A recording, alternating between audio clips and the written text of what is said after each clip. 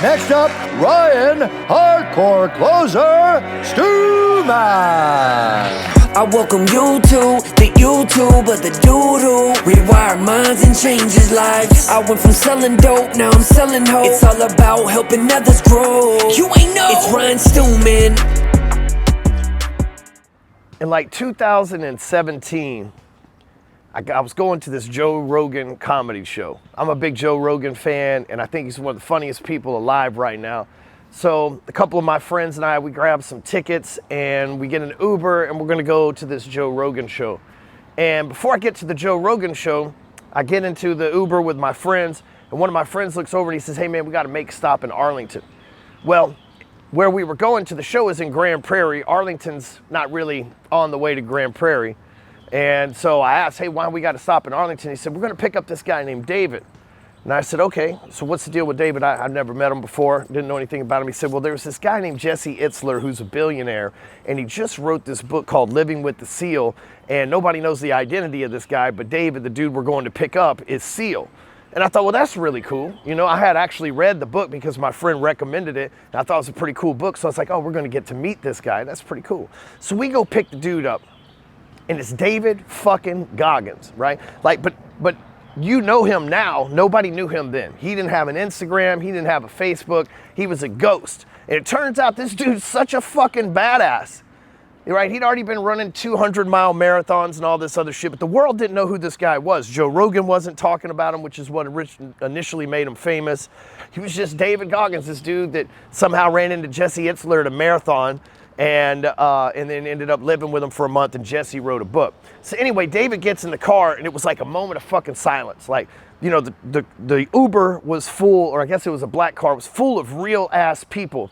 But man, the level of respect, without saying anything, that happened for David Goggins was next level. And so what happens next is we get in the car, we go to Joe Rogan, and I said, man, what I'm gonna do is I'm gonna introduce you to Joe Rogan, man. He's gotta be fucking interested in your life, man. He's had to have read that book. He's into this kind of shit. So let me go introduce you to him.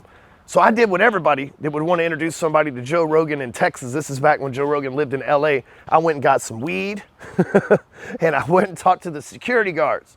And so I'm talking to the security guards because every dude is obviously a Joe Rogan fan, so they just don't let nobody back there. And I said, listen, man, I got this guy, David Goggins, with me. If you'll just tell Joe, I'll get David to come back here and talk to him. He said, what the fuck does Joe want to talk to this guy Goggins for? Everybody wants to talk to him. I was like, man, no, I'm telling you, this is a dude that he wants to meet. And he's like, no, man, it ain't gonna happen. I said, I got weed. I got some really good weed. I know y'all just came here from California and you ain't got a hookup in Texas. I got some. Just let me introduce them. We can smoke and shit, right? And this is back pre-COVID when people shared joints and everything, right? And so the guy said, hey, man, you know what? Unless you got a vagina, you ain't fucking coming back here. End of story. He's a big ass dude. So I just had to go back with the look of disappointment to fucking David, you know? David fucking Goggins. Hey, man, I failed. And he's like, it's cool, man. Fuck him anyway, because that's how David is, right? They didn't know each other at this point. He had been on the show. But that night I got David's phone number. I'm really good at that. And the next day I offered to drive him to the airport. I said, man, pick whatever car that you want. I will pick you up and take you to the airport. I don't want shit. I'm not gonna ask you for shit. I'm not gonna bother you. Just let me be of service to you like you were to the country. And he said, all right, man, don't fuck with me though. If you really don't want nothing, don't show up wanting something. And I was like, all right. So I showed up, gave him a ride to the airport. 2 weeks later, he's back in town. He calls me, says, you want to pick me up from the airport? He texts me, say, hell yeah, I want to pick you up from the airport. So I pick him up from the airport and we get to talking. And I don't remember what he was in town for, but we get to talking. And I said, hey man, you know, how much money would you charge me? I know that Jesse paid you to go live with him for a month. How much money would you charge me to like coach me for the year? And he said, I don't know. I said, what if I give you like $30,000, $50,000, something like that? He said, 30 will do. I said, man, he said, what do you want from me though? I said, man, I want to learn how to get tougher, man, how to take souls, right? He said, all right. So I sent him a check for $30,000. I became David Goggins' first ever coaching client.